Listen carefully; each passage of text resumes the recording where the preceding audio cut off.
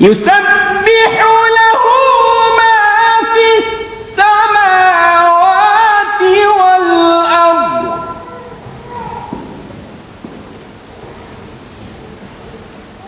وهو العزيز الحكيم.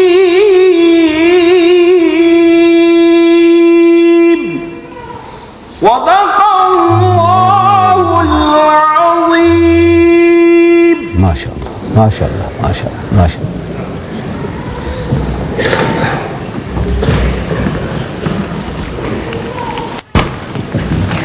Jazakallah, Jazakallah. May Allah reward you by Mohamed.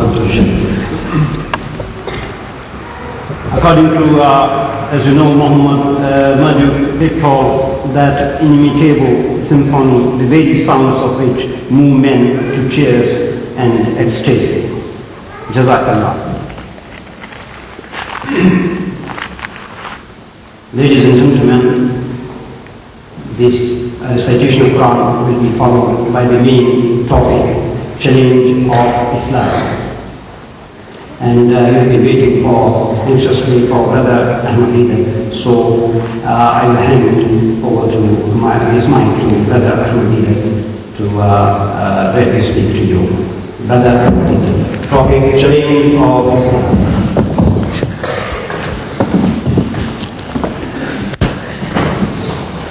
أعوذ بالله من الشيطان الرجيم. بسم الله الرحمن الرحيم. ولن ترضى عنك اليهود ولا النصارى حتى تتبع ملتهم. صدق الله العظيم. Mr. Chairman and my dear brothers and sisters, the subject, as the Chairman has announced to you, is the challenge of Islam. See, Islam is a challenge to all the other isms, and more especially to the Jews and the Christians. There is a very close relationship between the teaching of Moses, Jesus and Mohammed, may the peace of Allah be upon them all, or between Judaism, Christianity and Islam. And as soon as our Nabi Kareem sallallahu alaihi wasallam began to preach, more especially in Medina, the Christians and the Jews, they strongly opposed his preachings, telling the Muslims that you follow this prophet, a person who doesn't know how to read or write. He will only misguide you. You want to be right with God, you want Jannah, you want salvation, in that case follow us. So Allah reminds us in the Holy Quran, He says, وَلَن تَرْضَى أَنْكَ الْيَهُودُ وَلَن نَصَارَى حَتَّى تَتَّبِعَ مِلَّتَهُمْ. That, O Muslims, the Jews and the Christians will never be satisfied with you unless you follow their brand of religion. And this statement of fact, is evident. Wherever you go, the Jews have fallen out of the race in wanting to convert us. They have made the religion a racial religion. The only thing they want from us is to accept the rights to Palestine, that rob our brethren of the country of Palestine and give it to the Jews. They will be satisfied with us. They do not want to convert anybody into their faith. Their faith is now a racial religion. You have to be born a Jew to be a Jew. And in case you fall in love with a Jewish girl, and if she is particular, she wants you to be converted. So you'll have to go through all the processes, and eventually you are circumcised and converted, you'll still remain a third-grade Jew. They do not accept you. They want political recognition, that's all. But the Christian is foremost in wanting to change our people, to convert our people to his way of life. And in that there are more than 1,000 different churches and denominations. Each and every one is looking for converts. The majority of my brethren that I see before me here seem to hail from the Indo-Pakistan subcontinent, the undivided India. That's what I see. Now, the first experience we had of this challenge or this opposition was soon after the British conquest of India.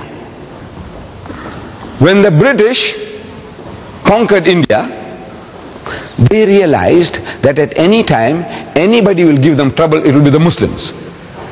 Because power, rule, dominion was wrenched out of their hands, and they were a militant people. Sooner or later they will aspire to get power once more again. So if they can convert the Muslims, if they can change them to accept Christianity, teach them to turn the other cheek, as their Lord Jesus had told them, that if they strike you on the right cheek, give them the other.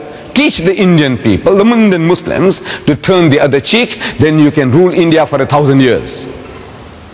From the Hindus of the time, they had no fear,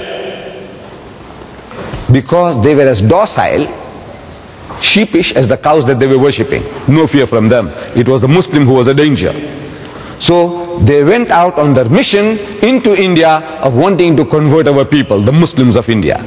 And they started pouring in the missionaries into India like frogs in the rainy season. And they started challenging the Muslims to public debates. At first the Muslims were reluctant. These people had just conquered us. If we speak a bit too militantly, they might capture you and send you to the Andaman Islands, Kala Pani, black waters, like Robben Island in South Africa.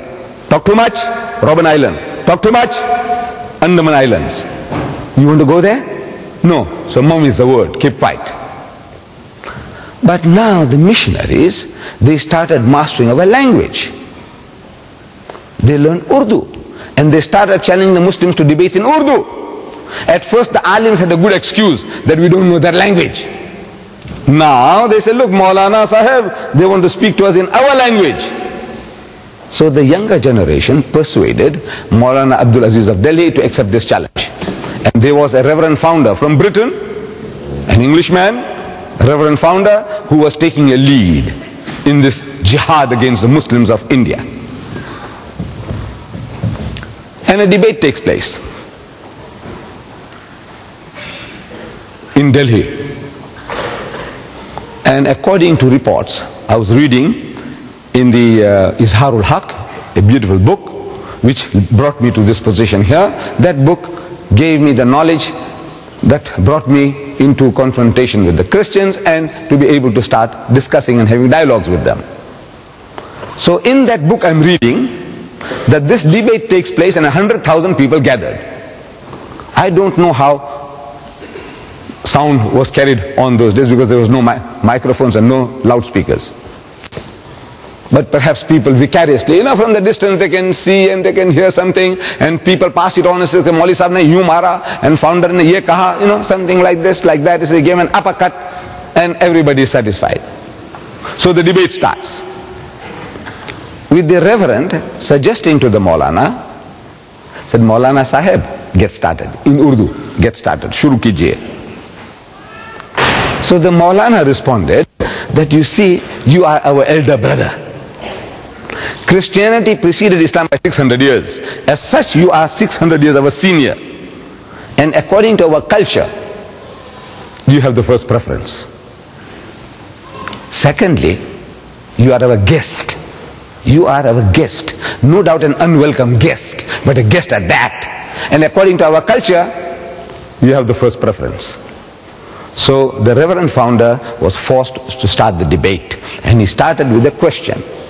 It was all worked out in Urdu.